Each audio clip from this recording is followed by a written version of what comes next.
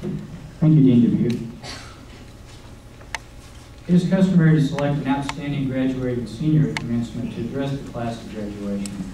This year, based upon a vote of the faculty and staff, Mr. Steele, baccalaureate degree honors graduate in organizational leadership and supervision, has been selected to deliver the address. Please join me in welcoming Mr. Steele.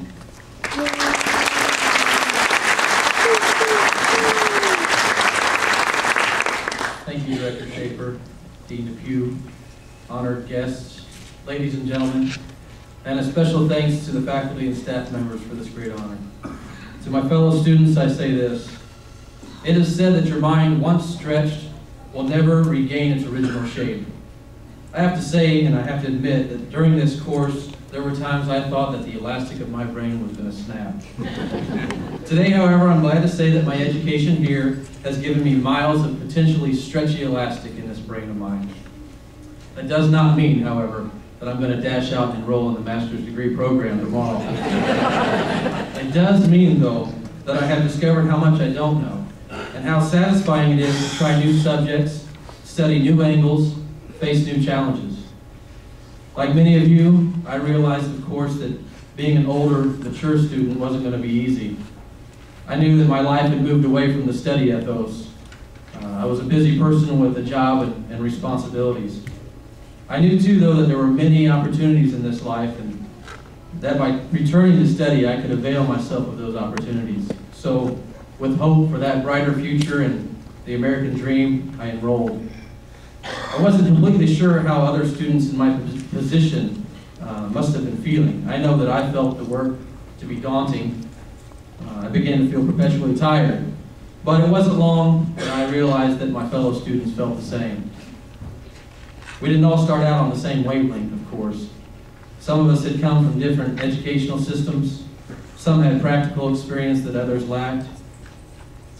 Even more were complete beginners. But what we had in common were challenges and things that some younger students don't always face.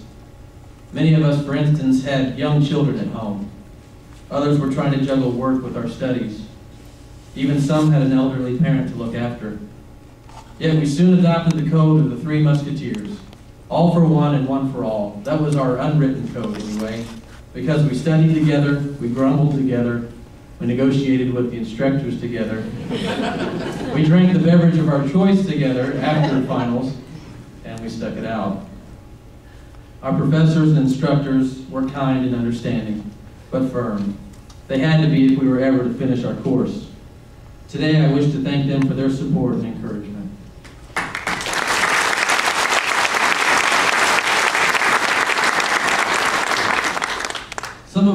Some of us at this stage have vowed never to crack open another book, but I think many of us will.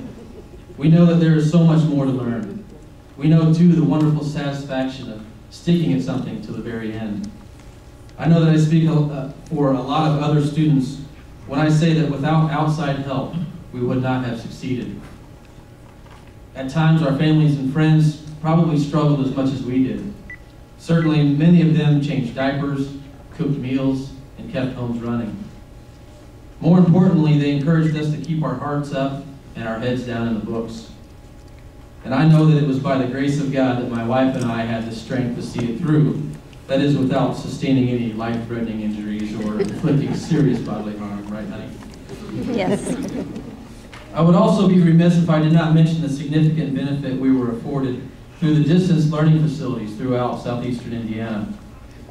I know for me personally, I could not have accomplished this goal of earning a degree from Purdue University if it weren't for the flexibility and convenience of the Greensburg Learning Center and its people, and the wonderful facility here in Columbus. And while today is a good day to reflect upon the things that motivated us to begin this journey, and to think about those things that helped us arrive successfully at this day, it is most appropriately a time to think about what is to come. What will you do after today? While the parchment you received today is precious, and something of which you should be very proud, its value is mostly determined by what you do with what it represents. I'm obligated to remind all of you that whether we know it or not, we are all leaders. And as we've learned, leadership is not a perfect scientific formula that can be written on a piece of paper memorized and packaged in a nice little box. Life's many circumstances requires a leadership that has a variety of skills and abilities, many of which you've acquired through your chosen course of study. I challenge you to use the knowledge and skills that you've gained from Purdue University and become a 360-degree leader in your home, in your church, in your community, and in your place of employment. And as we leave here full of enthusiasm and hope, and probably a lot of relief, I would like you to think about Bessie Anderson Stanley's saying. She said, "He has achieved success who has lived well, laughed often, and loved much." I wish you all that same success. May God continue to bless all of you. Thank you.